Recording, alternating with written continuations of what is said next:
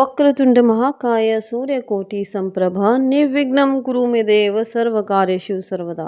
हिंदू धर्म में जब भी हम कोई शुभ कार्य करते हैं, हमेशा सबसे पहले गणपति जी की पूजा की जाती है, क्योंकि इन्हें विघ्नहर्ता और मंगलकर्ता कहा जाता है।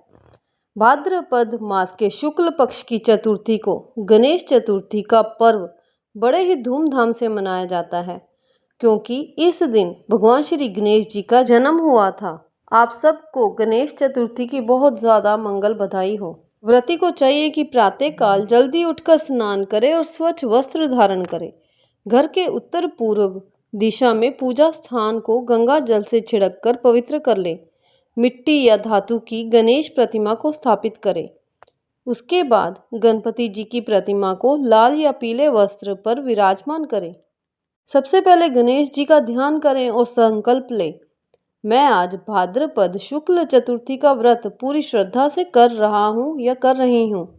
गणेश जी को सिंदूर, दुर्वा, लाल फूल, अक्षत, दीप, धूप, नैवेद्य और मोदक अर्पित करें। गणपति जी को भोग में मोदक, लड्डू और फल जरूर चढ़ाएं। ओम गण गणपत्य नमः मंत्र का जाप करें। गणेश जी की आरती करें और परिवार सहित प्रसाद बांटें। इस दिन उपवास रखा जाता है और फलाहार या दूध से व्रत निभाया जाता है। चंद्रमा को ना देखने की परंपरा है, क्योंकि इस दिन चंद्र दर्शन से मिथ्या दोष लगता है। रात्रि में गणेश जी की पूजा के बाद व्रती प्रसाद ग्रहण कर सकते हैं। अगले दिन यानी अनंत चतुर्दशी को गणेश प्रतिमा का विसर्जन किया जाता है, या फिर घर में स्थापित प्रतिमा को निर्धारित समय तक पूजकर विसर्जित किया जाता है। गणेश जी की जन्म की कथा। एक बार माता पार्वती ने स्नान करते समय अपने शरीर के उपटन से मिट्टी का एक सुंदर बालक बनाया और उसमें प्राण डाल दिए। उन्होंने उस बालक को अपना पुत्र माना और नाम रखा गणेश। पार्वती जी ने गणेश जी को द्वार पर बैठाकर कहा, जब तक मैं स्नान कर रही हूँ किसी को भी अंदर मत आने देना। इसी बीच भगवान शिव वहां पहुंचे और अंदर जाने लगे। गणेश जी ने माता का आदेश मानकर उन्हें रोक दिया। क्रोधित होकर शिवजी ने अपने त्रिशूल से गणेश जी का सिर काट दिया। माता पार्वती जब बाहर आई तो अपने पुत्र को मृत देख शोकाकुल हो गई और उन्होंने प्रलय की धमकी दी। तब देवताओं की प्रार्थना पर शिवजी ने उत्तर दिशा में बैठे पहले जीव का सिर लाने का आदेश दिया। वह हाथी का सिर था। उसी हाथी का सिर गणेश जी के धड़ पर लगाया गया और उन्हें जीवन मिला।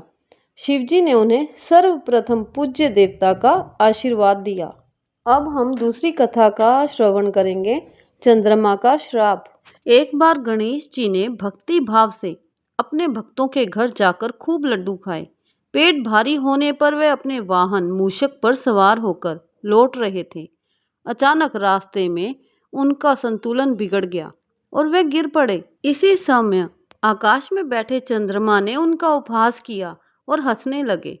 गणेश जी क्रोधित हो गए और उन्होंने चंद्रमा को श्राप दिया, आज से जो भी तुम्हें देखेगा वह कलंकित होगा और उसके ऊपर मिथ्या दोष लगेगा। चंद्रमा भयभीत होकर क्षमा मांगने लगे। गणेश जी ने तब श्राप को आंशिक कर दिया और कहा, भाद्रपद शुक्ल चतुर्थी के दिन जो भी तुम्हें देखेगा उसे कलंक लगेगा। तभी से ये तिथि गणेश चतुर्थी के रूप में मनाई जाने लगी और इस दिन चंद्रमा को ना देखने का नियम बन गया।